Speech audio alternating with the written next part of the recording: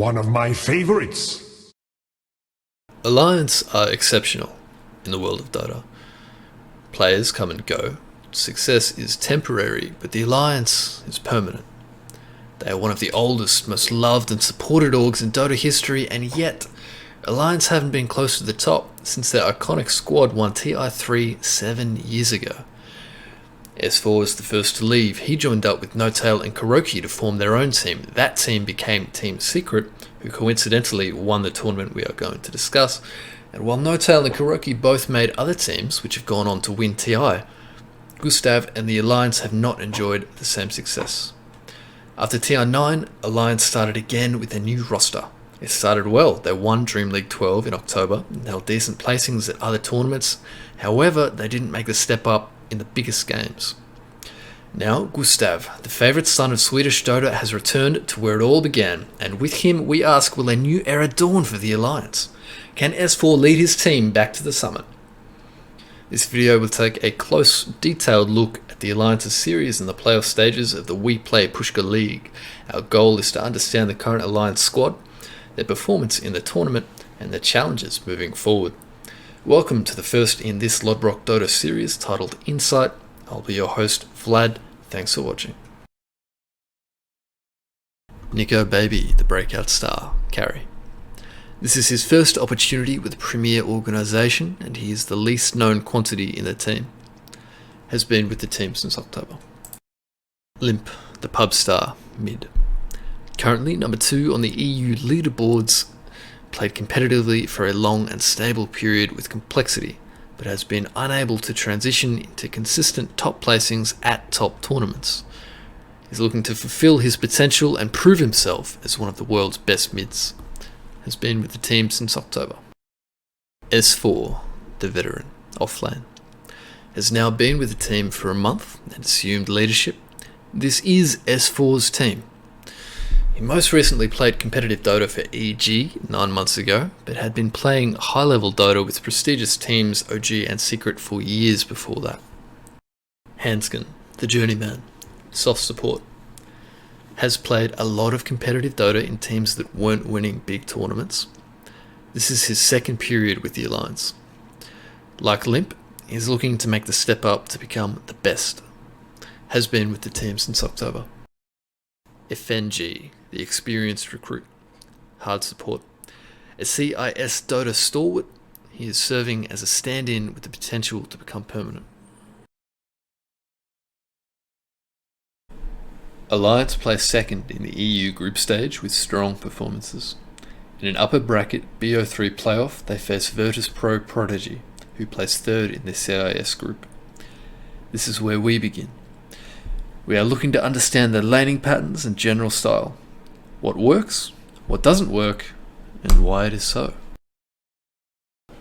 This lane for S4 has been all about trading, harassing over creeps. It's pretty even at this stage.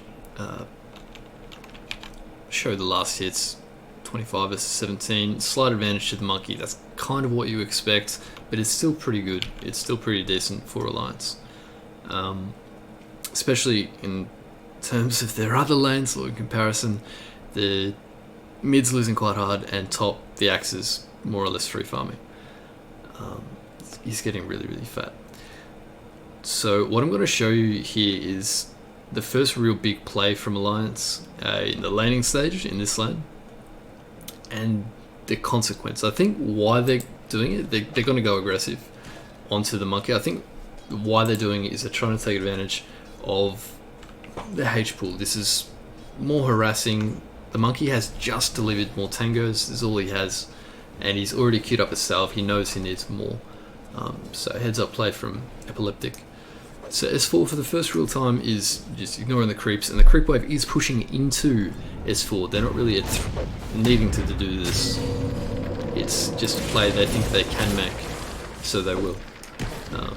So S4 with the salve, with the boots, he's got the move speed to close, he's got the salve to recover. The monkey, at this point, one tango left, doesn't really have that recovery. So S4 will probably tank a little bit more damage than he wants. But Hanskin, more importantly, is going to give Jingu stacks. He does not have boots. He's 70 gold away. So S4 loses a bit more HP than he wants. They give a little bit of regen to the monkey, and S4's salve will be cancelled with just about a quarter or a third left. So again, pretty sloppy, really, but could be fine. S4 queues up the Ring of Health. He will get it after this creep wave. Hanskin gets the bounty runes, so they've secured that by trading. Grim can't really contest. Now we're going to switch over to Fog here. S4 will die to this. I'm going to give you his spoiler. Out of the Fog, slow, stun, bang. And that's a huge turn. So this proactive heads-up play that they've done into the monkey, try to take advantage of that HP, really backfires. So take a look at the net worth right now. After this has happened, it's sitting at about 800 or so, just under. The monkey's got everything he really needs now. The salve is almost there. He's going to have boots on the next courier with that Oov. It's really, really hard for S4 now to trade. He doesn't have that ring of health as well, so there's lost a bit of gold there too. Yeah, lane at this point now is very, very hard. They can't. This is the end of their ability to pressure the monkey, and you'll see. Well, you won't see because I won't show you, but the centaur basically just has to farm the hard camp while the monkey takes lane after this point. Yes, the monkey was always at some stage going to dominate. That's the nature of the matchup, but timing's accelerated, and that's really what we're looking at. That's how Dota works. You know, this small things build up and build up. And you give yourself opportunities, well, your opponent's opportunities. So that is the lane, and we'll go to the next one. So the second key window that we're going to look at in this game, second and final, is the first big movement from either team, and basically Alliance tries to group up and push. Doesn't work out for a few reasons. We'll see why. What we're looking at right now is the immediate context before. This is what happens before and after Alliance's push, basically. It's them getting picked off. So the Conquer won mid pretty hard, and he's kind of running rampage around the map. So Alliance had this timing, and a few things happen that make them think they can do this.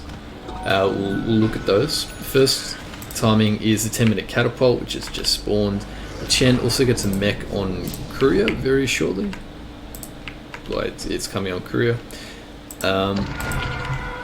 Hanskin here made a play for the outpost. He got it, he'll die for it. It's pretty cool, I guess. But yeah, you'll see FNG made the rotation on foot. S4 TP back in, that's their intention, can push from the mid lane. FN here just takes a tower uncontested. Alliance can't really contest him. Like this, they want everyone around. So Limp will push out the creep wave and they'll smoke. You see Monkey, in response to the Chen showing up in his lane, makes quite a reasonable response. I'm going to slow it down just a sec. Very reasonable response. His lane gets pressured, he TPs away, he relieves the pressure on top. Farms this, so this is a sign that Alliance read says, hey, Monkey's gone. We should be able to take this easy now. If we bring everyone, it can only be a 5v4 in our favor. So big sign, big tick, big yes for them. We can do this. So response to that Monkey showing top. Limp and Hanskin here has got the smoke. They'll make that smoke from mid, get past this wall. So another really cool play within a play. Chen here as well is going to get that level 6. So he'll should have the Hand of God and mech, but he won't be able to use both, and that hurts on the team fight, and we'll see why. So see, right now, this is a change in approach for VPP. So yeah, the Monkey's TP'd out, but this Kunker, who's so dominant, says, no, we've got to fight. We're not going to give them anything for free. I will defend this. I'm the strongest hero on the map. Alliance, you're getting nothing. So FNG here actually calls in Nico Baby at the same time he TPs. That's a pretty sloppy inefficiency. A bit of communication by FNG is stand-in. It's still a fresh team basically. It's a new team, so this kind of thing can happen. But it just hurts for efficiency. Nico Baby now can't leave. And speaking of things leaving, Monkey, after that Conker TP'd in, straight to the bottom. Just running, jumping, doing his monkey thing, straight to the bottom. Now the other thing that's really big that Alliance do not read, we haven't talked about the Axe. This Axe who was in the previous clip, basically I said he was free farming, right? He's got this blink, he's got the phase, bracer, he's a full kit. He's got blink now at 11 minutes showing up to this fight with smoke. They smoke moved into this. So with that Conker movement, it's a sign VPP, the rest of the team, they're so ready. They're so ready for this timing from Alliance. Yeah, a few things lined up. But sorry, hear that pulse note sound going. Yeah, a few things lined up, but as you see here, Link call Alliance. This is still a pretty slow play. It's pretty predictable. So the team fight, they can't burst, and the monkey's here just in time. Bang. S4, we talked about his landing stage. If he was a little bit more farmed, and he's suffering quite a lot compared to the other calls on the map. Yeah, you have Vanguard, maybe he has that. FNG, the nature of this build from Chen, you're very mana intensive, especially if you use Divine Favor, so he doesn't have Hand of God. By a little bit of mana, that hurts. Yeah, so all these things combine. I think we still hear the Diabolic Edict. I'm not quite sure what that is, but yeah, it's the end of the fight. So, yeah, if they had the Hand of God, that's quite a lot of extra healing. Maybe the Centaur survives, maybe the Left survives, maybe they turn because of that, maybe they don't. But the theme that we're seeing already in this game is Alliance making proactive plays and it either backfiring or just not kind of coming off. It's a little bit sloppy, a bit of miscommunication. Overall, a little bit forced, but the ideas are there. It just remains to be seen whether they can raise the execution or simply win their lanes rather than lose them. That's so many little things can go right that haven't. So that's what I saw from this game. We're on game 2 now. So there's been a few adjustments. We're going to see first how the landing stage went and then the first core rotations. So be about 2 minutes of footage here. So VPP get Axe in game 2 as well. He's just as fat as game 1, despite the pick of Timbersaw. I think that was Alliance's idea. Pick Timber, good in lane against Axe, but as you can see, there really wasn't a lane to speak of. Alliance might be fine with this. They might be fine just to trade farm. If you look at their mid here, Limp is actually dominating the Lesh. I think it was the last pick, Lena. So yeah, there's a huge benefit for Alliance there. Top lane works out to a 3 vs 3 tri lane. You don't see that every game, not at all. Up until about this point, about basically the 5-minute mark when the Pango leaves to go pressure mid, to very little effect. It was pretty even, but at this point Nico Baby gets put under a lot of pressure. His CS drives right up. So Monkey just starts denying everything. There's very little Chen can do. So we're just going to fast forward here. The Chen in this weak lane to put under a lot of pressure. Yeah, TP forced out of mid, a little unnecessary. Yeah, so we're just going to fast forward now, looking at the first rotations. So Chen in this losing lane, under pressure, that's going to happen at some point. Slark CS completely dried up. So this first rotation happens now. It's very cool the way they've done it. So FNG on the Chen, TP'd straight up and is immediately Divine Favor calling in Limp, who's come off the creep wave. This doesn't go quite to plan. You see Limp comes in immediately stunned by the monkey. Not entirely sure if he knew it was happening.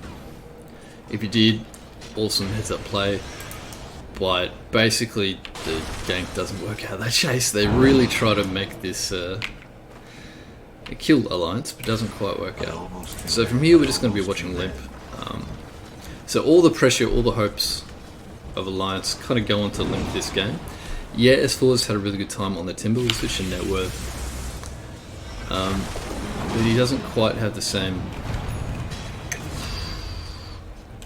killing power. Timber just wants to sit in a lane and pressure towers at this stage. He doesn't quite have the chase potential, like just simply by virtue of having a stun. So Limp again, it's all onto him to make the rotations, to shut down these two farming cores of VPP, and both top and bottom tries to make it happen. It just doesn't work out. So Nico Baby scrapping for farm, and during this point FN has doubled his CS up to 41 now. So you check the CS, you check the net worth, he's right back in the game with that little bit of space. So that's the laning stage. This game really is all about the Lina. We'll go on to the early mid game now.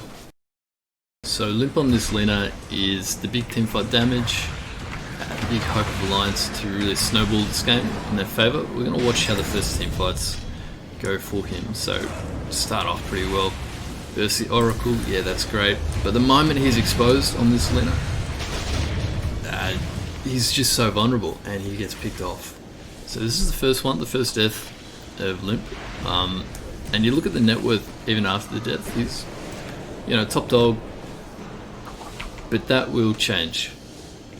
And with the Alliance hopes of the game. So skip forward to the next team fight. Limp pushes in top, Divine Recall onto the Chen position. They're going to try to go for the monkey. And then they make a nice little bait play. This is actually a pretty cool way to start the fight. Invis Rune from Limp, making this bait play. With the Blade Mail, Limp can't really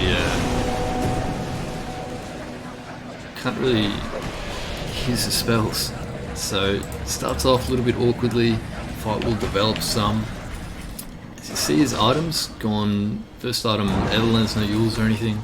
So he really is dependent on being a backliner. And if we slow it down, that is a very tenuous position with Blink Axe in the game. So Axe, nice little play, Blink over, gets the stun onto the Lina. There'll be follow up from VPP.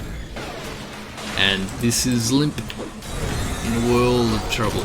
Chen heals or not, he will not survive that.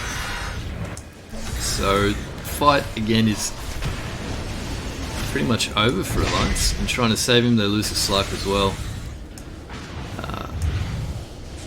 We'll move on to fight number 3. Nico Baby looking to push, Limp looking to make use of that space, and S4 pushing out bot. They'll make a nice Divine Favor rotation with that as well,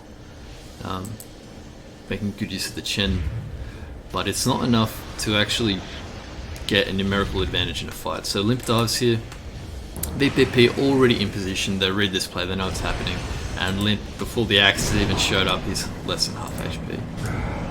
Real strife. Trying to be this teamfight dominant hero. Does have the Yules now, use it aggressively on the Leshrac and will get absolutely punished for it. So the Chen heals do come out, but it's just not nearly enough. Again, this illustrates the difficulty of Lina the hero. It's just so squishy. You can have it be the most fun hero on the map, but unless he were to progress to get items that keep him alive, whether that have been the earlier Yules or whether that could be, let's say, a early BKB or a Bloodstone for tankability, any of those items, you know, you'd hope he'd be tankier when he's got the extra 250 and 275, the extra 525 HP. But it's very difficult. So there is, I'm gonna skip forward 10 seconds. See the Lina's progression. It's gone from dominant hero into lowest of all the cores. So just a lot of challenges there. So in the aftermath of that fight, Alliance, it's every time they try to take a team fight, they get punished. They just can't do it. They try to split the map a little bit. This is their only other alternative into the game.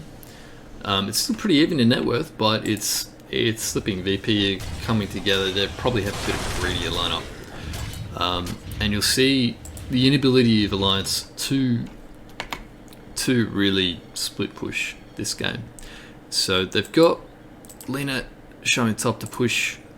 They've got Timbersaw showing mid to push out waves. Nico Baby has pushed out the bot wave and has made the standard rotation back into here. He'll want to make his way through the jungle, but VP just read this and the smoke gank to kill him. There's no pressure really elsewhere. They've got one hero deep pushing lanes. This one's all the way pushed in. So VP really in control of the map as a direct consequence of winning the fights.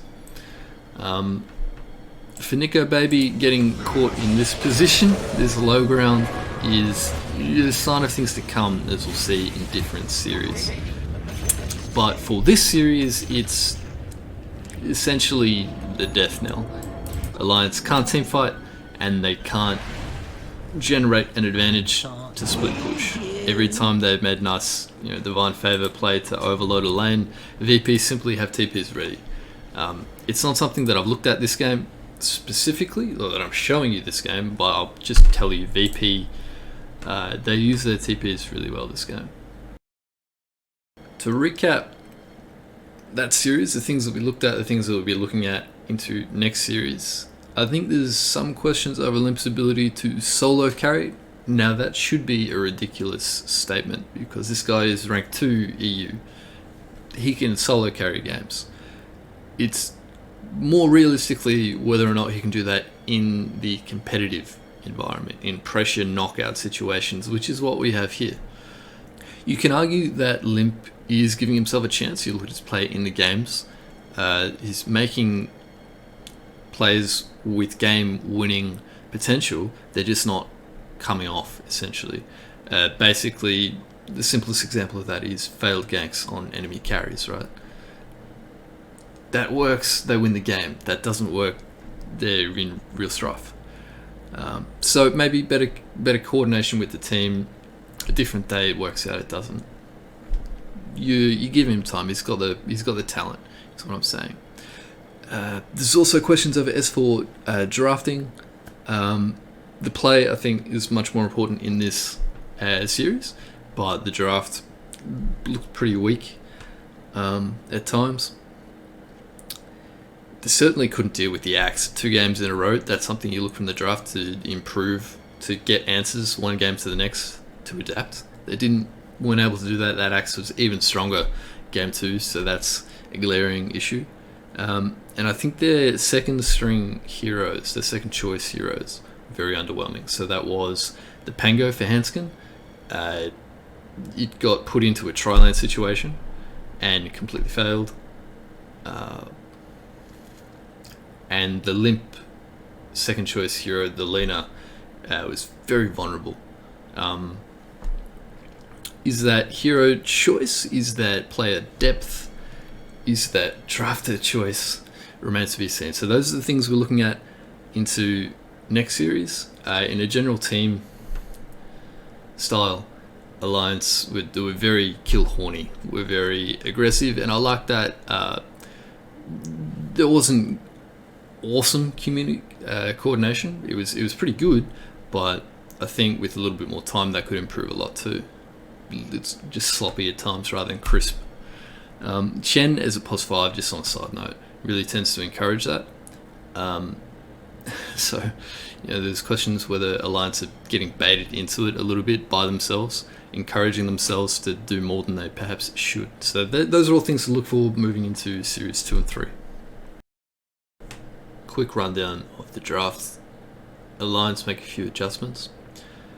First of which is the Chen has been banned by Na'Vi, so Ogre is the immediate replacement. First pick for Alliance. They followed it up with the Winter Wyvern for Hanskin, so a new hero for him. In the context here, Morphling as well is a replacement for Slark, which is banned by Na'Vi. So Na'Vi making moves based on the series that they saw, that we just looked at. Beastmaster picked up for S4, not a whole lot to say about that. The other big one is that Limp in this last pick game. Remember the last game we just looked at with Lena was last pick. He has last pick again. He doesn't pick Lena, he picks Queen of Pain into what he believes is the mid-void. So this is pre-rune, pre-horn. It's going to be the first blood attempt. Alliance you see here all grouped up for this bot rune. Navi, they're scoping it out. They don't really see anything. They want to find out what's going on. Parshift feels pretty strong. He's going to walk up into an ambush. And this, should be first blood, right? 5 heroes try to hit this guy. I think they're trying to save it for Nico Baby. So there's actually a little window for Slayer to deny. So there's a few kind of little things to say about that. It's really indicative of what Alliance love to do. They love to group up and fight. They make this pre-rune play, 5-man kind of play, probably more than any other team I saw at tournament. I'm not the first person to say that. Other guys have watched more games than me and said that, so I take their word too. And like previous plays, it's cool from Alliance. It's proactive, but it just doesn't work out. They don't get the first blood when really they so easily could have. One of the things that we identified at the beginning of this video is potential issues in the laning stage for Alliance. Struggling in lanes, giving themselves bad matchups, doing worse in general than they should. That's what we're going to look at in this lane. Alliance Na'Vi Game 1, S4, Beastmaster, Hanskin on the Wyvern, Crystallized CK, Ilias AA. This is a kill combo, make no mistake, from Na'Vi. It's what these two heroes want to do, that's what they'll do all game, that's all they can do really. They just can't farm their way into victory. So that's the threat. Now the first thing that I want to pause here, because I want to show you specifically, this will hurt later. Ilias gets the kill onto the ball. S4 tries to deny, but the extra nuke damage from Chilling Touch gets it over the line. So right now the kill combo isn't online for Na'Vi. They need levels. They need level 2 specifically for the Chaos Bolt and the Cold Feet. They'll come real quick. You can see they understand this really, really well. So we're gonna keep watch over the XP here. The very moment that the CK just one creep away now gets level 2, and they'll both get it at the same time. So he's actively trying to hit creeps to ensure he gets this level. S4 doing the same thing. They want to push the lane into each other a little bit as well. So the moment level 2, bang, level up, use spells, it's there. So Hanskin and S4 not level 2. Splinter Blast I think maybe saves S4 here. Cold Embrace would save, any would save, but it's not to be. S4 is the first blood, so Alliance don't get first blood themselves in that unfortunate rune engagement.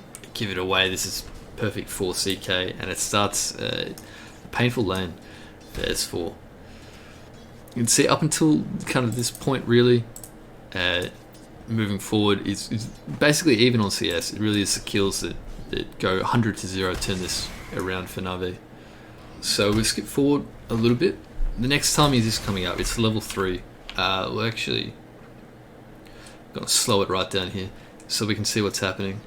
S4 are really struggling in CS now. Crystallized farmed a lot there. There's really nothing they can do to pressure him. S4 making a really smart play, trying to drag the creep wave, not contest the CK head on, because he will, is at threat of just dying over and over. It doesn't quite work out. So the neutral camps get aggroed here. That'll take half the wave. The other half of the wave is no longer aggroed by heroes. After Crystallize interrupts it, goes back here.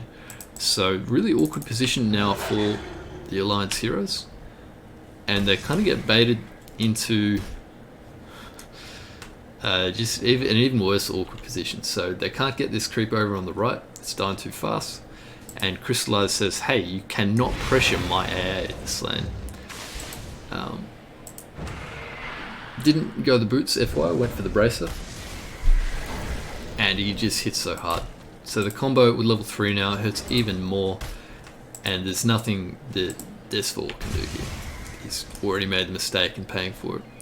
You can see the lanes are really difficult now. Crystallize level 4, S4 still level 2. Ilias makes the play to pull the camp over. Hanskin is way out of position, up in your face when he just really can't be. No hero can be. And he will be third death. S4, you can see in the CS, he's just getting nothing, he's completely getting zoned out here. Crystallize doesn't mind losing a couple of CS for this pressure. It's what his hero needs to do. So it's obviously a lane that Na'Vi are very comfortable with. They understand the timings, all that.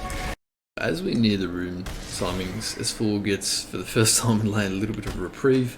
Ilias is out of mana, so he's just going to pull while he regens. The kill combo isn't up. And all S4 can really do is aggro creeps away from the CK. And that's what he does do.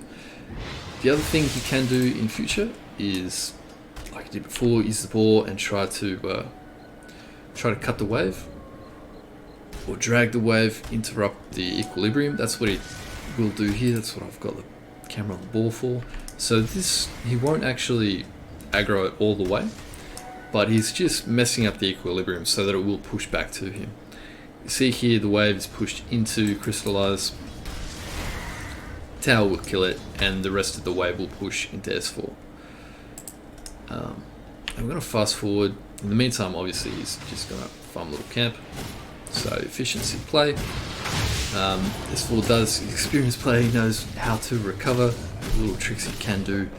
The issue is it's probably worse than it should be for Alliance. So we're just going to play forward here. The combo is up again for Na'Vi, and they're going to try to use it. So S4 will make a bit of a bait play. Hanskin is level 4 now, and he will eventually, there we go, level and use the Cold Embrace while the Cold Feet was on, and this is time for Limp to come in as the Queen of Pain. This time for Limp, the rotation works. It takes down the enemy carry. Really unlucky not to get the AA2. Yeah, so there's a silver lining there for Alliance. They've dug themselves a little bit of a hole, playing into the kill combo when they could have avoided it much better, I think. So we're going to look at one example in this game that tells the pattern of the rest of the game. It's both Nico Baby's farming patterns on the Morphling and Alliance's ability to take Roche as part of that. Alliance take Roche 3 times this game, and it is the single factor that enables them to break the game open. This game is incredibly even aside from that. So Nico Baby playing around the Ancients as much as he can this game. You see TP is out from that position. That's just a good read on Na'Vi's movements here. They're making a smoke play with the Blink Mars down to gank him. You see they try to D-ward. Hey, did he see us coming? What's going on? But the pressure, if we just rewind 10 seconds, the pressure is from the lanes really. That tells Alliance what's going on.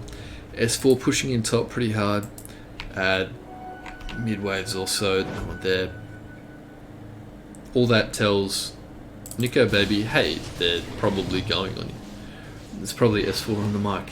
Hey Nico, no one's in the top lane. So with this build of Morphling, Morbid Mask plus Bloodlust, pretty easy Roshan. Not the fastest, but gets the job done. And Na'Vi either don't read it themselves or just don't make the fight. This is the weakness of CK as a hero. Moves around the map a lot slower than others, farms, pushes waves a lot slower, can fight, yeah, wants to fight, absolutely, but yeah, doesn't always get the opportunity to. And that's the advantage that Nico Baby and Alliance were able to exploit this game. Another lane for S4, another unfavourable matchup. This time it's Brew Master into Monkey King. However, so far so good. He's from CS. He's doing just fine. He's got some tricks up his sleeve. He's been able to use creep aggro both to secure CS and to keep his creeps alive. This way, the wave is pushing into the monkey, and that should mean both that Alliance are able to pull and that it's much harder for the monkey to be aggressive onto S4. So you see here, he uses creep aggro really nicely, secures the CS.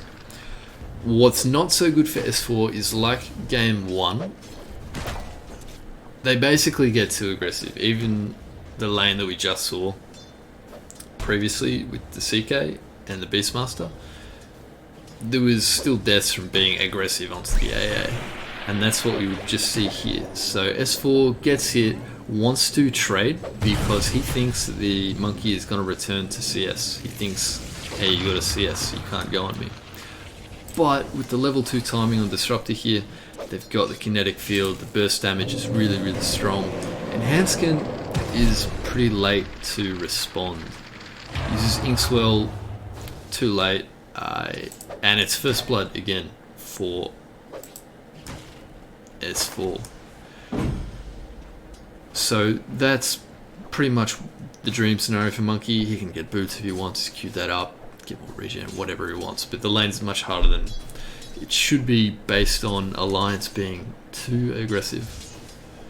So S4 respawns, comes back into lane, he's got some regen to continue trading. That is the way they need to play this game, and as much as they can reduce this monkey's HP, it's be secure defensively if you can reduce monkey's HP so he can't walk at you. I'm not sure if you noticed or not, but the beautiful mischief timing from Crystallize was able to actually dodge the Stroke of Fate damage. So you can only do so much. S4 immediately reduced, immediately salves up to get back into it. See, heavy trading lane. What we're looking for in this footage is the second death. You see the aggressive position, we'll slow it down, the aggressive positioning onto the Disruptor. S4 Hanskin, like they need to proactively harass the monkey, Stroke of Fate damage, but he's still pretty high HP, he's eating up the tangos. S4, like he should be 100% HP, but this is going to be the next go. So S4 tries to clap for the CS and then run away, but he actually misses the monkey with the clap, and that hurts quite a lot. It's really needed the move speed and attack slow and simple damage debuff. Really nice play from Ilias here. So he got the kinetic field out, didn't S4 dodge that, but he can't dodge Ilias body blocking him. And like the first time, Hanskin is out of the fight and Inkswell is basically wasted in terms of as far as helping S4 survive. So it's another kill lane really from Na'Vi, and they've done really well again. This one, they had a level advantage too. I didn't point that out pre-death, but S4 still level 2, Disruptor and Monkey level 3, that hurts a lot. The extra damage from Jingu, the extra damage from level 2 Thunderstrike is quite significant.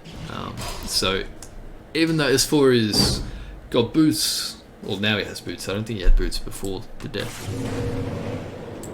Yeah, he didn't have boots before the death, but the important thing was he was still full HP and it's reduced 100 to 0. But what I'm saying is that probably doesn't happen if he gets the first death right, or that doesn't happen basically. The second death doesn't happen, he survives that. He would have boots, theoretically he would be level 3, be in a position where they can't get 100 to 0. And all this builds the picture of Alliance making the lanes harder for themselves than what they need to be. Yeah, it's unfavourable. Did it need to be this bad? I don't think so. So I want to not show you any motion footage here, but I just want to take stock really at the game at 9 minutes. So this is post lanes basically. We got our first big engagement top. This is before the end of that. So you see Na'Vi 7-0, but more importantly, they got a 3k gold lead, and that's basically the difference between the Monkey and S4, who's right down with the supports, struggling to get 6. Now that could be fine. There are games when the brew doesn't need items. At most games, brew doesn't really need items. Just need, blink or whatever. Vlad's whatever. It's not really an item-based hero, but the timing delay and the inability to pressure the enemy carry is important. So you see Crystallize right in the thick of it, double race band treads, feeling pretty strong, very proactive. And in the context of this game, Na'Vi wants to use this momentum. They've got this really heavy AoE teamfight draft. Monkey ultimate, Medusa ultimate, Disruptor ultimate, Centaur and a Rubik on top. So they're going to use this to pressure and push. And Alliance will struggle with that. If you give this team an early advantage, they will run with it. So in the context of the game, this laning stage hurt quite a bit. Medusa buys a rapier. Medusa loses the rapier. Tell me a better story in Dota. So for Alliance, the game went really as expected. They fluffed the early stage. Na'Vi have team fight superiority. Alliance can't deal with it. Alliance can't really split push their way out of it. They don't really win late game. The game is just completely in Na'Vi's favour. So for Alliance to come back here, they just need that one moment. And obviously they do. We're going to look at just how that happens. Medusa playing with her team behind her by just half a second, or really 1 or 2 seconds, to snatch that. In the greater context of the game, of what Alliance have been trying to do in this tournament, this moment represents a little bit of luck. If you take that initiation from Limp on the DK, and compare that to the Lena players that we saw, where he was in the same positions trying to make things happen onto the enemy cores, and it just didn't work out. This time, bang, it works out. The SF follow-up was incredible. So this is not an isolated event.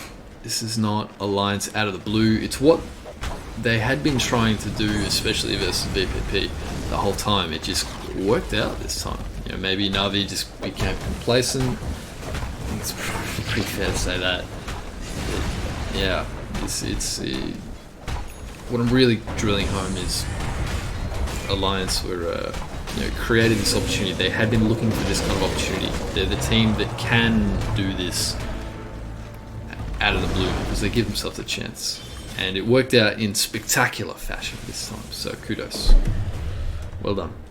So we're going to recap the series and address those questions that we raised as we entered the series. So for Limp specifically, he had a much better performance. Partly that has to be due to the heroes that he was picked. The Queen of Pain performed much stronger than the Lena, for example, like for like role. And the DK as well looked really good. Probably the best performing core of that game for his team. So really good signs for Limp there. Drafting overall, there was a bit of a warning sign, bit of a concern over the side lanes for Alliance, and they didn't have last pick. It was last pick Dusa. And the Monkey as 17 pick provided a lot of ambiguity and versatility for what Na'Vi could do, how they could lane. When they first picked Centaur, that really went unpunished by Alliance. For example, Centaur Rubik strong lane, for example. But when Alliance picked themselves Centaur, it got threatened really hard by a Monkey pick. Alliance couldn't do that themselves, for example. And there's a general theme, not punishing lanes, not really having threats in lanes, not being able to threaten to really crush and take over a lane. For example, what they did do, Alliance, was pick a brewmaster into a potential monkey lane, and that got punished pretty hard, and was a part in losing the lanes in general for Alliance, which threatened to take the game away from them, really. So we talked about that. That was a concern.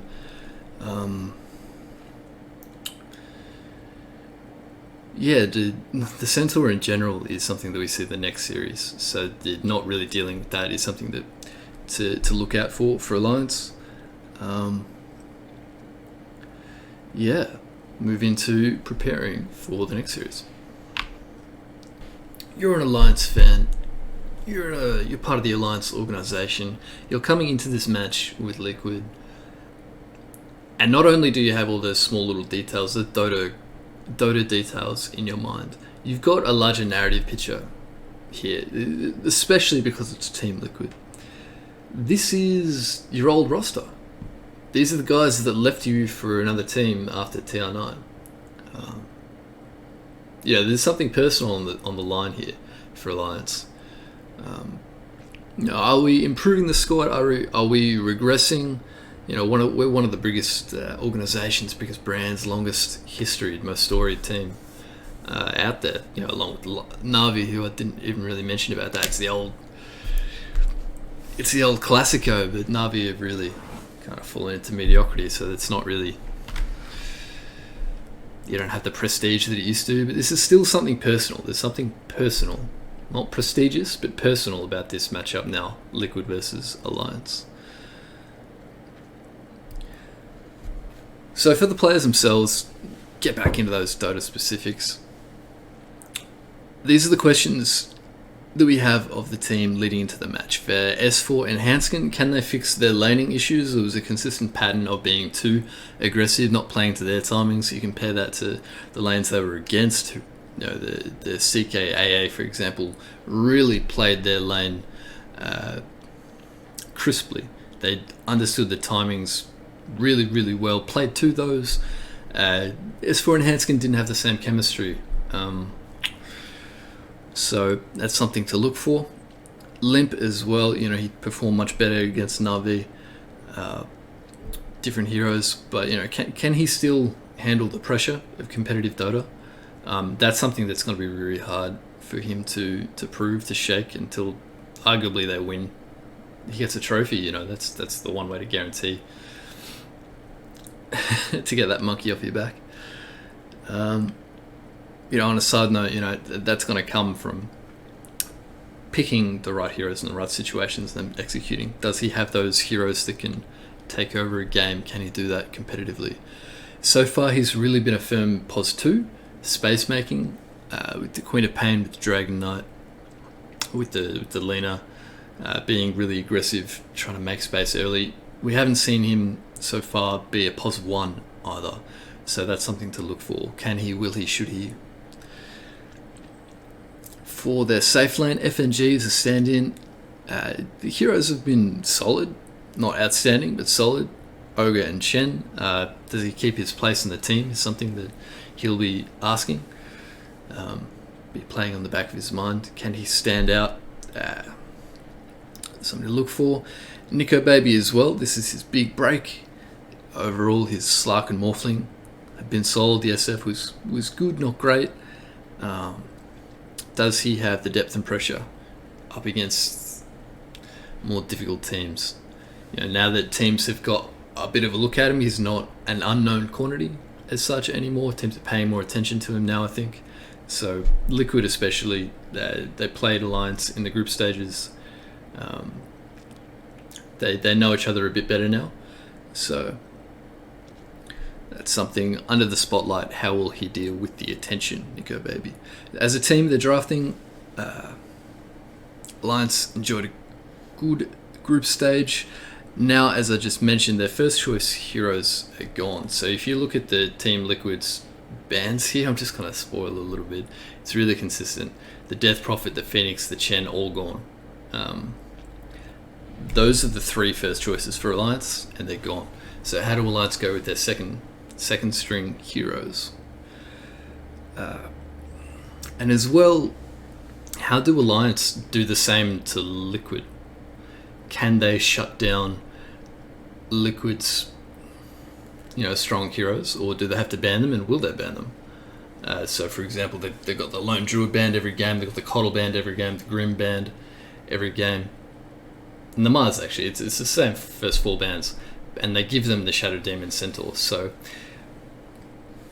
I'm kind of answering the question as we're asking it, but obviously, very quickly that becomes, how do Alliance deal with the Centaur Shadow Demon? Can they shut it down?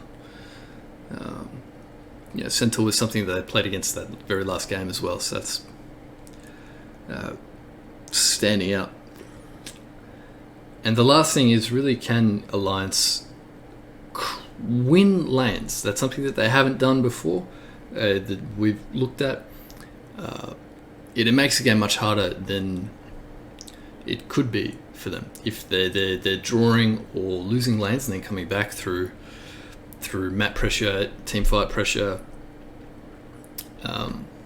It's much easier to win games if you win your lanes. So those are all things to look for. Let's get into it. So straight into game 1. Alliance have got a Timber matchup versus Huskar, so can go either way, really. And Alliance are going to make sure it goes their way by starting off with this aggressive tri-lane here. So immediately we're seeing one of the things addressed. They are trying to wrestle momentum of the lanes, and this works out pretty well. The sacrifice they're making is Ricky solo versus the Centaur and Shadow Demon. But as you can see, this is mostly fine. It's very hard for them to pressure the Ricky out. He's able to use the creep aggro to get some CS. So proactive, good signs, and this buys them some space. The Timber has a decent game, but it's in no teams really. It doesn't really stunt the Huskar's momentum that much. He still has a game, but it ensures certainly that they don't get swamped. So that's a really nice adjustment. So we're going to skip straight to 15 minutes here. This is going to be the only bit of footage for this game. It's everything in this game is all about the Rosh, and especially the first Rosh. So Liquid are doing what they love to do. It's a push lineup. It's a Huskar push lineup with 2 saves from supports, the Shadow Demon and Oracle, and a Centaur on top of that to save the supports. So at this timing, Alliance, smoke up, try to get something done. You get some wards down, apply some pressure at the rune fight. You're going to see Liquid do the exact same thing on the top side, and this is where Radiant advantage comes in. It's much more natural for Radiant to make this play into the Roche pit, which is obviously more valuable. I mean, now you have Ancients down here, so there's more of a trade-off than there used to be, but still, that's the nature of this game. So we're going to look at this fight. Now, Alliance have kind of drafted around this fight. Everything is about this in the game. They've got the Razor to drain the Huskar, they've got the Timber Saw for damage. See, Alliance are currently doing the Roche. Sorry, Liquid are, and we're just going to walk in, they come out. And it's a bit of a Mexican standoff here. Good old fashioned standoff at the river. I'm just slowing it down to talk through some things. It's difficult for, as you see there, Shadow Demon interrupt. It's really difficult to Alliance to actually kill anyone. There's so many saves, so many interrupts. So the team fighting, the ability to win a team fight is crucial. Comes back with the Blink Dagger.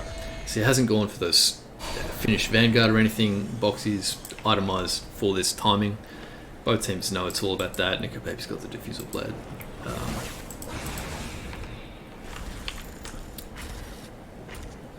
So here's S4. It's really just a skirmish.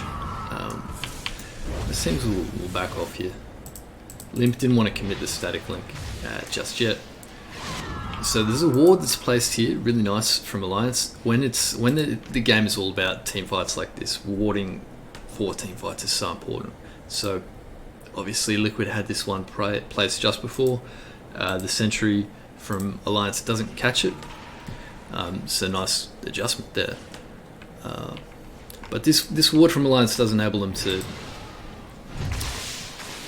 to make the play that they'll attempt to. And you'll see the difficulty that they face.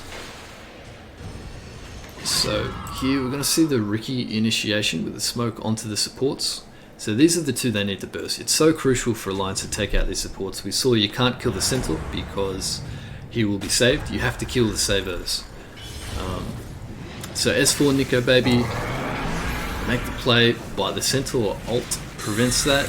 Limp is actually going to get a full duration static link onto Koi for Huskar.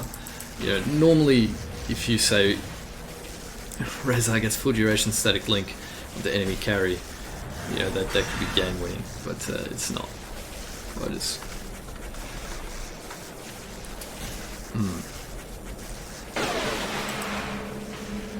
volume is probably way too high during that. But yeah, look, no one's dying until the turn from Insania here. This is the false promise. They couldn't kill the supports. Turn, he's got no damage, but he's got burning spears. So he'll die. Ogre finally dies. This is welcome space to keep Koi for alive. And the Ricky will die as well. So there the Winter's Curse comes out really, really late. Boxy actually lives, I believe, here.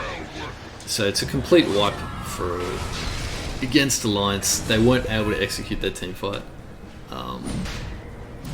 The thing that really needed to go right that didn't was the Winter's Curse.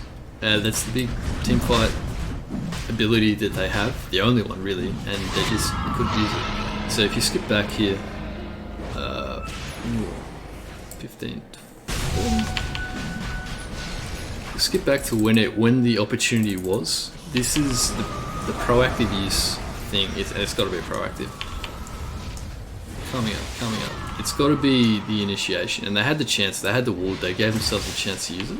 I think the only way this works is if you get the curse here. If you get the curse here, rather than S4 Nico Baby going in first like that, and that is what their heroes are supposed to do, but they get countered by Centaur ult, whereas Winter's Curse is not countered by Centaur ult. If you get the Huskar to kill these supports, or you do enough damage that Nico Baby and S4 can then follow it up, that can win a fight, but it didn't work out that way. And the big teamfight ult, the trump card, the teamfight trump card for Alliance goes wasted. And that's the big fight, and the game lost. So Liquid take game 1. So game 2, we're going to talk a lot about the draft. Both teams made big adjustments. It's first pick for Alliance, last pick for Liquid. So first pick Prophet, last pick Naga.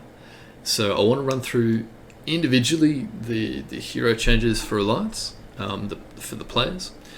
So Nature's Prophet was not banned by Liquid. This is the first opportunity that Alliance have had to pick the Prophet in the knockout stage. They think it's one of their strongest heroes. They take it. So this is a little bit of shade of the old Alliance. So I love it. That's what they do. We'll see how it pans out. Now the Bane is a change from the Ogre. The Ogre was available, was not taken. So what attracts Alliance to this Bane, I think, is 2 reasons. One, I think it's stronger in lane, or should be stronger in lane than the Ogre versus the Centaur SD. And the second reason is that it's not so much countered by it's one hero that's not countered by the Centaur ult, so it's adjustment to the Centaur. Immediately this faces problems though, because you've got 2 saves. You already had the target Shadow Demon disruption save versus the Grip, and you've also instantly got Insania's Venge save, Venge swap. So again, Liquid have the double pivot save from their supports, so it's a really hard game for Bane. So I don't really like that. They seem to be running out of options a little bit for FNG here. Hanskin, they picked him the Earth Spirit, which I do like. It's pretty decent in what was shown. And it should be an easier teamfight execution, or easier to have an impact in these teamfights. We saw the Winter Wyvern was really underwhelming for him in the teamfights. The Earth Spirit, yeah, complex, difficult hero, but I think also easier to have, to have a moderate to high impact rather than for a Wyvern it's really hit or miss. So Nico Baby back on the Slark, and Limp. This is second last pick, so everything but the Naga. This again is it's not a pos 1 is what I'm saying. Nico Baby very much the pos 1 in this team. So Limp, this is another space maker. There's a lot of reasons to like it. Like the Bane, there's a lot of reasons to like it and some reasons not to like it. So reasons to like it, I think it works really well for what Alliance are trying to do in terms of general strategy for this game. It's very much a profit game. They're going to push out waves and run at Team Liquid. So Team Liquid going to be forced to defend, forced to split up, which is not what they want to do. This is a team that loves to group up and fight. So Dragon Knight, Centaur, pretty good at that. Their support's great at that. Liquid have made the adjustment later with the Naga to go late. They've seen what Alliance are doing and say, all right, they're trying to counter our plan A, we'll go plan B, we'll go late. So now Alliance, they got on the front foot, which I love. They forced Liquid onto the back foot, and now they have to follow up with that. They have to make use of this early pressure that they've drafted. Yeah. So the reasons not to like Batrider are very much like Bane.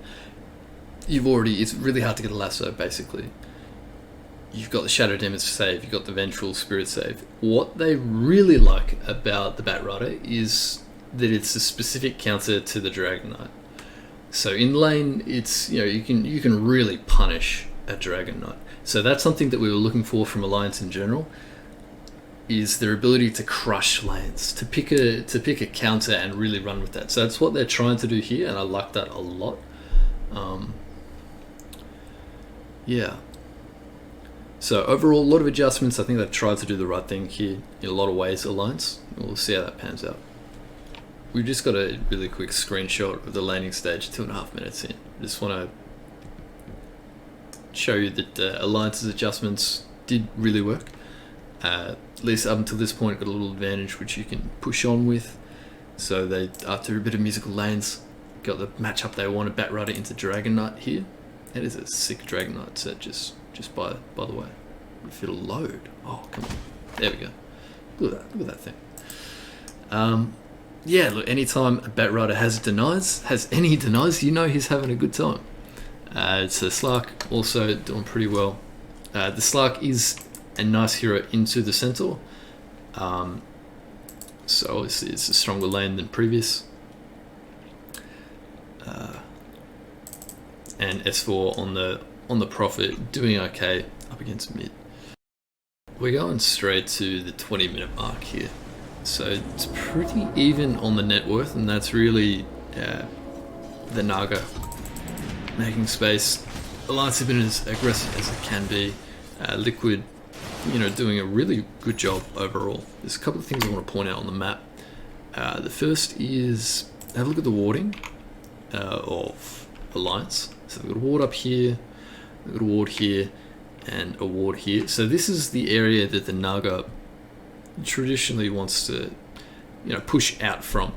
Play into the Ancient space. If it's a great Naga game, she's just going to rice Ancients. So it's a bit of a trap that Alliance have set, and they're just, anytime Liquid step out and become vulnerable, they're going for it. They're really going for it, and that's what we're going to see in this fight 10 seconds from now.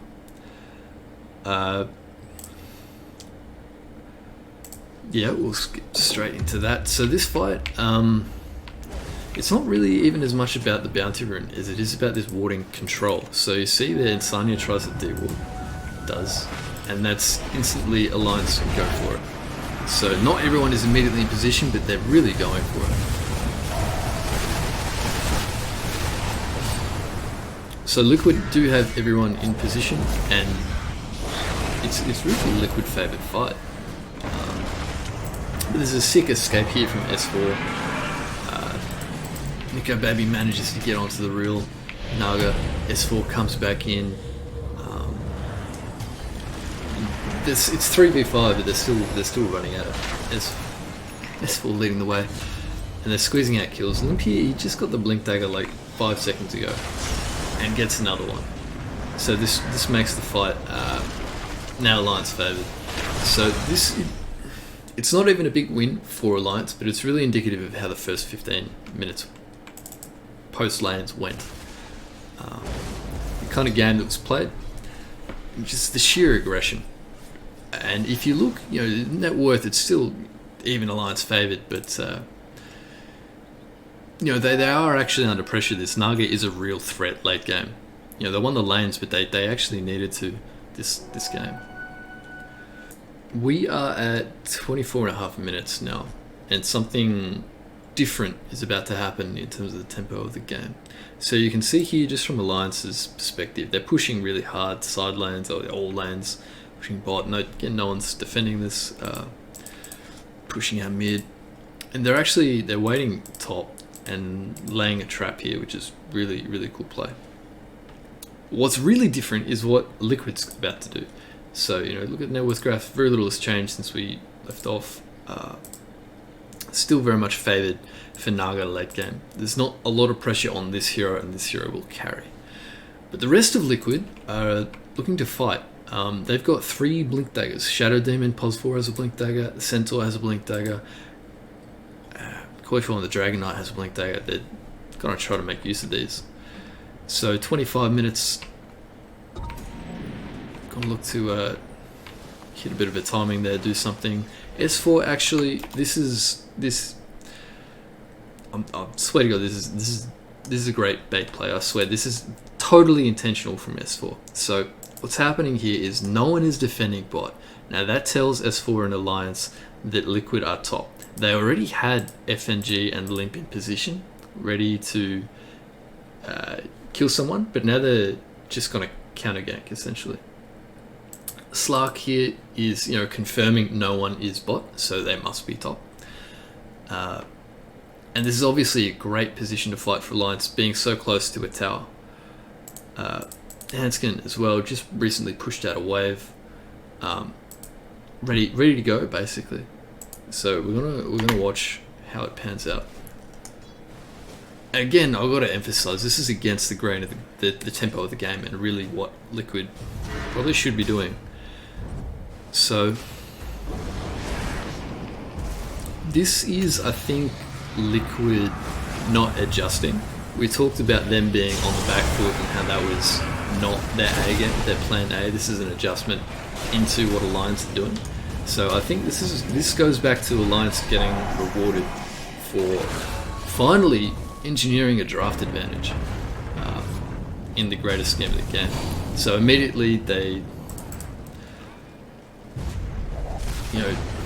pull the trigger, run at them. They go straight for the Naga when they can. Coiffel will get out, but the Naga will not. And it's not particularly pretty. It's not particularly clean, but it's Alliance just running at them. So for the first time they really get something, and this kill kind of snowballs here. Alliance have full map control after this, and they're able to start choking. Put Liquid under this pressure, and Liquid crack. Alliance will then run away with the game. So full credit to Alliance here. This is a bit of class from S4. It really is. Knockout data. Game 3. Best of 3. Game 1, Liquid had the upper hand. Game 2, Alliance make changes, and they win. Game 3, Liquid make changes, and they win. So much of this game was predetermined by draft. There's so many changes, really deliberate changes happened in this draft. We're going to spend a bit of time on it. So start here with the bans. First phase ban, really consistent. Alliance don't change their bans. I think they're all good except for the Lone Druid ban. So Lone Druid was in the group stages. Alliance lost to Liquid, picking Lone Druid, but the difference there, and why I think it's a little rushed from Alliance, is that in that game that they lost to Lone Druid, Liquid last picked it. He was picked 21 or 22 Lone Druid in a scenario that benefited, that suited the Druid. So this is something that really, I think, could have gone. It's a wasted ban that could have gone onto the Shadow Demon or the Centaur, which is. It was a real thorn in Alliance's side. This Centaur ult to save the supports I think it's very crucial to how they want to play the game. It enables that double support save, which unless you have the mobility from the Stampede, it can be quite clunky and inflexible. So that's something straight off the bat. When you go to first picks, I think Alliance taking the Prophet again is great. Liquid response, take their own Shadow Demon and Centaur. It's what they really want. After this, I think Alliance stumble a bit with the Bane again. It didn't really work out game 2. And I think this hints at a potential issue for FNG. If he is to stay in this team, I think they'd need to see something different. What we didn't see in game 2, I didn't show you in game 2, is he struggled in the lane a little bit, and I think I will show you in this game 3 his struggles in that lane, which is the second attempt at playing an identical lane almost. So that's a worrying sign for FNG there. Immediately, Liquid now protect this Centaur with a Slark ban. So this hurts quite a lot, I think. And it's probably where Alliance could have just, I would have much preferred them to take the Slark rather than the ban there.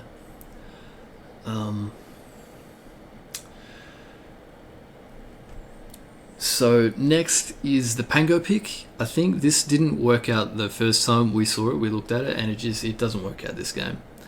It doesn't have enough impact in lane. Too difficult to make work in teamfights. It's the only real AoE teamfight ulti. And this is a theme of Alliance. They're only picking one kind of AoE teamfight ability.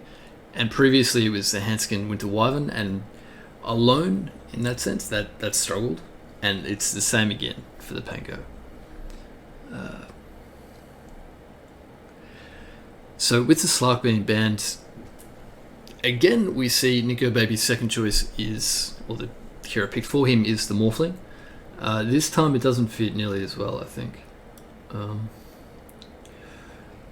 It's not really a great Morphling game.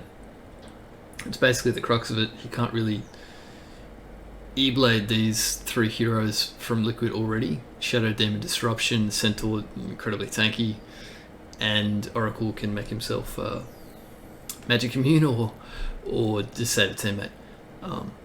So it's very much a comfort pick, but it's shoehorned into a situation that it's not going to excel in. And they also don't have the Ogre to give it the steroid to really make it a physical threat as well. So what doesn't show up on this draft is Alliance not taking the Riki like they did in game 1 in a similar situation. And Riki for Nico Baby, obviously. I think there's 2 factors that play into that, and both important. First is the Riki really struggled into the Stampede. So Riki is the hero that they wanted to take out these 2 saving supports.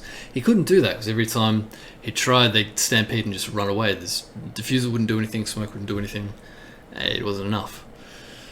So there's a big disincentive. If they leave the Centaur in there, they can't take the Riki. The second reason I don't think it works out for Alliance is it left them in an awkward position farm-wise. So Limp was playing the Razor that game. And Limp hasn't been playing these true pos 1 heroes, which is actually what we see Liquid adjust to with the TA mid. So Limp playing still a Space Creator type hero, not a true carry, limits their ability to pick Ricky, because if he's not shoving lanes, and yes, they have a profit to shove lanes, but what I'm getting at is the balance doesn't really fit what Alliance want to do, what's comfortable for them, or what we've seen so far. So overall, these hero pool limitations from some players limit the hero pools of other players. I've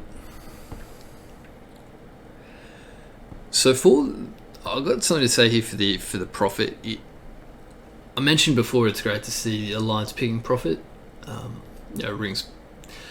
Brings back the memories of the old Bulldog profit, but there is a big difference between this profit and that profit. And in the old Alliance, I think they were much happier playing the split push and going for, like, Bulldog would actually hit towers. That's a critical difference here. S4 is pressuring the map, is split pushing, but his goal is to make the enemy show, or at least give information so that Alliance can take a fight with that information, or with ideally the numerical superiority, which is something they've been trying to do all tournament, but haven't usually been able to do that. Even with the Chen Divine Favor for map mobility, they've tried but not actually gotten numerical superiority in the team fights. It's for a whole bunch of reasons. It's much harder to split push now than it used to be, I think. Glyph right now is very, very powerful, so it's hard to pressure tier 2s when you can just annihilate a creep wave, for example. So that is a key difference. Bulldog really playing more like a 1 in a lot of ways. You saw that with Lone Druid too. Carrying from the offlane, and that was balanced by Loader, playing more of a 2 or a 3 type space making role. So you've got a very different player here in Nico Baby, who is very much a 1. So the dynamic of the profit isn't really the same there. If you're a POS 1 style profit, and your team is struggling, that's fine. You can kind of farm your way into being the carry, or your lane pressure being enough, being a win con in itself.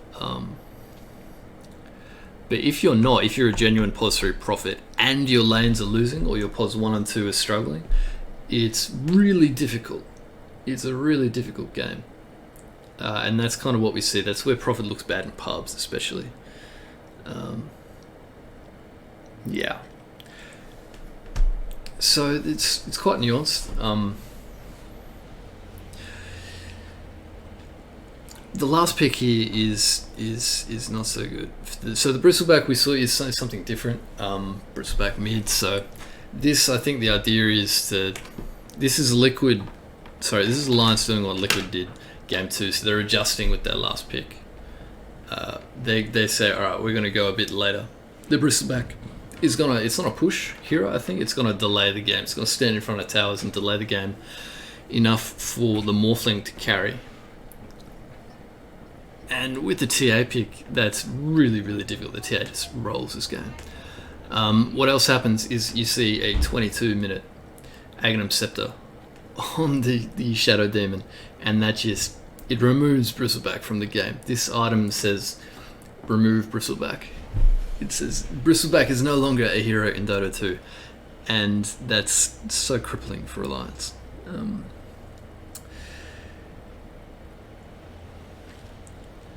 So all of the good things from Game 2, where Alliance got on the front foot and so doggedly determined to do that, it wasn't pretty, but it was the right thing to do. They've not done this again. It's Liquid who have taken that role with the last pick, and maybe last pick is so critical for Limp and Alliance. Maybe that is, maybe if you had Alliance having last pick in this game, maybe they win. Alright, we're going straight to 14.5 minutes here. Way too many little things went wrong for me to cover in the scope of this video. If I was to concentrate just on this series, we would have looked at Alliance's mess ups in the lanes, the really weak side lanes. We would have looked at Alliance's inability to pressure the TA while she was farming stacks in this area. We would have looked at Alliance's inability well, their failed attempt to take over the Ancients area down bot. All these things went wrong for Alliance, and we're coming into it 11-2, which says quite a lot. But it's still only a 2k net worth lead, and if you look at Dota Plus win percentage at this stage, it is, in my opinion, very generous to Alliance. I think it's already somewhere around 60-75% in favour of Liquid. But we're looking at this point and the next few minutes because it's when Liquid shifted up a gear, and it's the timing of this Centaur Blink Dagger. So he's got it on Courier coming to him now, and he's got the team smoking up with him, or smoking up at a concurrent time. They're looking to be aggressive. They want the Morphling here. This is where Morphling's been operating out of. Nice smoke 2-place wards. That's really high level play. Right at this current moment, Nico Baby's already farmed that. He's farming the top jungle. But there's big pattern here. Nico is never really farming lanes this game. He's just operating out of the jungle, trying to farm Ancients. One thing I just want to replay and point out, I really like how Boxy did this. This is really great. Simple, but not that many people do it. So, has the Courier with Blink Dagger, just holds it in trees, doesn't show. He doesn't show it. And then immediately he'll look to use this. So, with the positioning of the Morphling not really showing in lanes here, that job is down to the rest of the team. That is Limp pushing out mid-wave, although because his hero can't really function this game very well. It's the SD head doesn't have Ags or anything. It's just there's so much damage. It's just a Bristleback with Vanguard. Right now he's countered by the Spirit Vessel from Ember, so it's just not a good Bristleback game. Anyway, we're looking at the Centaur. So Centaur, instead of going for the Morphling, he's just gonna punish the split push from Alliance. They're gonna squeeze Alliance. So if Morphling is farming jungle and Bristleback's pushing out mid and jungle, it's S4 on the Prophet trying to push side lanes, and Hanskin on the POS 4 Pango. For POS 4 in this Alliance team, he farms a decent amount. If anything, we talked just briefly about Bulldog being more of a 1 and S4 being more of a 3, but if anything really in this team, S4 is like a 3.5 and Hanskin is a little bit of a 3.5. Not really 3.5. It's, I'm saying he's not a POS 5, POS 4. That's what I'm getting at. He does farm. So right now he's the highest of any support in net worth. This is the point in the game where Liquid kick it up a notch. So the Centaur immediate blink onto S4. S4 is going for that Orchid, which could have pretty good impact. Could be a hero that then threatens the Ember. No BKB for a long time. But Liquid, they've hit this timing. Blink Dagger Deso on TA. They're just willing to run at Alliance, and there's very little Alliance can do. So this kill leads straight into Roche. That's an objective. It's really nice from Liquid. There's just nothing Alliance can do. We're going to show a little bit more from this phase of play. See, already Nico cleared this Ancients again. He's just farming Ancients. He knows he is the carry. That's what he needs to do. He needs to farm ASAP, as much as possible. So get the Aegis, immediately push, immediately pressure again. There's a sick what do you call it, scan in the top here. I know S4 somewhere around here, Hanskin somewhere around here. The pressure from Liquid really falls into these two heroes. They squeeze. They squeeze Alliance, and that's how they get them. So for Alliance, zoning back in, this is the final couple of minutes that we'll look at for the series and tournament. The game is all about the Morphling, it really is. And it's 7k net worth deficit, but the Morphling is just still there. He's still a threat. He can, if things go right from here, can carry the game. TA is really, really strong, but Morphling can still carry the game. Unfortunately, what lets Alliance down is farming. So we're just going to pause here. So it's that setup that I talked about. Morphling, farm the Ancients you've just seen, wants to go ideally farm this Ancients, but it's too dangerous for him. So he's doing what would be the safer option. He's got a little bit of information from this creep wave. The Centaur will replay 10 seconds. So the Centaur is just pushed out mid, that's all the information he sees. And S4 is providing some information and pressure from the top lane again. He's got BKB at this point, so slightly more able to push out. Waves, for a short amount of time, Alliance has stabilized here. Unfortunately, that point ends. So rather than going to farm top, Nico Baby plays bot. Liquid either read this or anticipate this, or actually, sorry, they don't have to do too much fancy. It's this ward that actually gives it away. So spots the movement down, and Nico Baby is done. The moment he realizes, it's already a little bit too late. So the TA comes in. Koifu was just kind of waiting for this opportunity. Manta, no Manta, there's just no saving. So that is the Alliance win condition. We're going to fast forward real quick to the next one. They immediately, obviously, they go pressure. They get a Rax from this, so direct consequences, you get Rax. Lose your carry like that, get Raxed. Now immediately, what happens is, believe it or not, the exact same thing. So this is pretty inflexible from Nico Baby. It's hard to really identify, what's happening in Alliance at this current moment, what the comms are, whatever. But I'll tell you what the comms are from Liquid. It's 5-man smoke. We're going to kill this Morphling again. We're going to get ourselves another Rax. So they actually just go same area, same spot. Bang.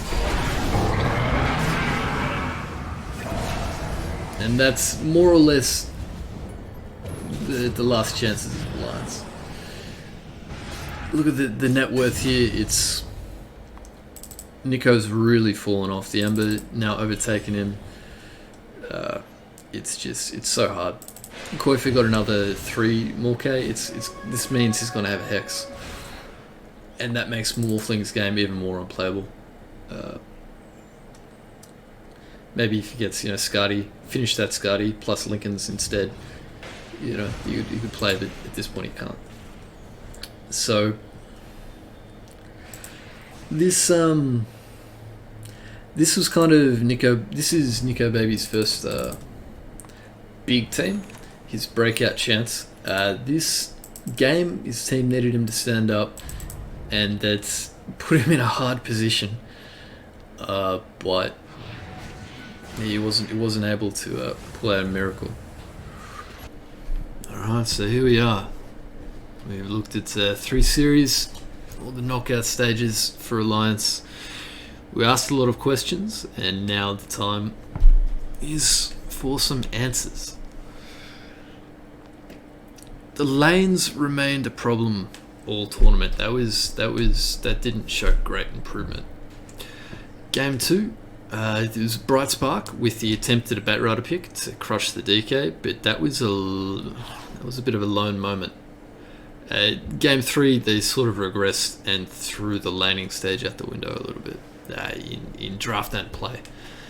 The Bristleback did well against the TA, but that was somewhat irrelevant. TA will just catch up in jungle and accelerate far quicker in jungle. So if they are to improve and go deeper in tournaments, look for that. It's a necessity. Is what it is. For Alliance both to not struggle in lanes and to actually look to crush them. It completely changes the dynamics of the game, and they'll just get free wins rather than struggling for a win, as we saw in essentially every game this series. Sorry, not this series. This knockout tournament. The pattern was the same: scrape through the laning stage and then find a way from there. So drafting overall remains a bit of an issue. This is complicated and really unresolved. It's very difficult to diagnose because I'm not in the Alliance Inner Sanctum. So a lot of the causation is difficult for me to make assumptions about. You can come down to patch understanding. It can come down to a conflict between player and drafter. Not a disagreement, but a difference really. It can be the player simply having a shallow pool. So, for example, Hanskin seemed to really struggle to find a natural place all tournament. The Pango was particularly underwhelming. Nico Baby didn't show he could play a POS 2. Limp didn't show that he could play a POS 1. You expect the heroes they pick to change within the next month. That's something that's very meta-based, so I wouldn't sweat too much about that. What was a bit of a concern is the pattern where S4's drafter was unable to come up with answers to what the enemies were doing. Notably the Axe versus VPP, who I think they made it to the grand final, so they're a strong team. But certainly against Liquid, the Centaur and SD were unresolved issues. 3 games in a row. you just strong play. The Slut got banned, the Timber was underwhelming. It's difficult to give opponents such strong comfort picks. Overall, it's just a little bit inflexible from Alliance in terms of just general style, general gameplay, general strategy. Again, that's a consequence from lanes and hero pools.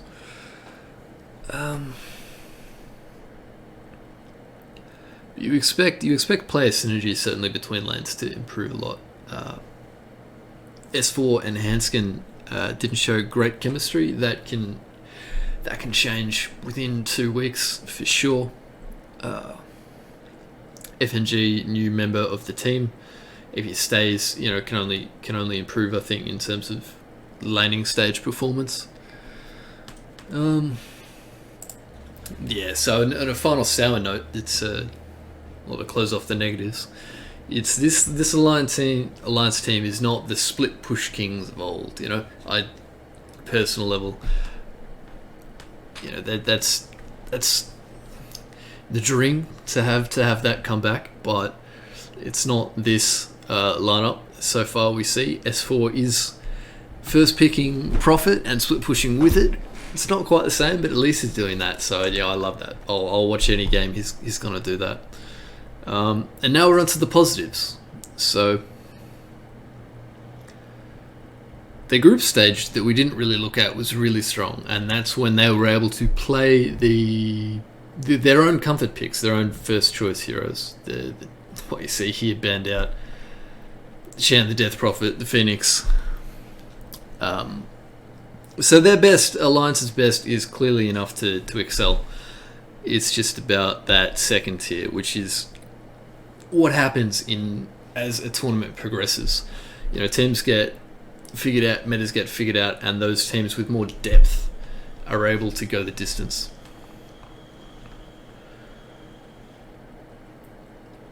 So for a team to not have that depth is actually very natural for a new team.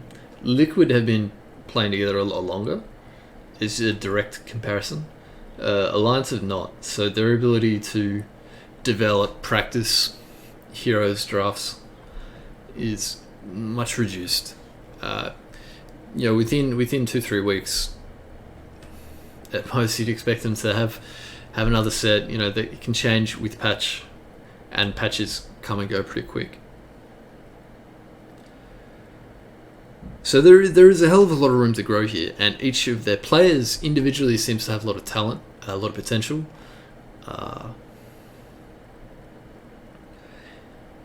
Whether they can be the best in their own position, not entirely sure. I think Nico maybe needs more time in this new team. Hanskin has been on this roster for the longest time.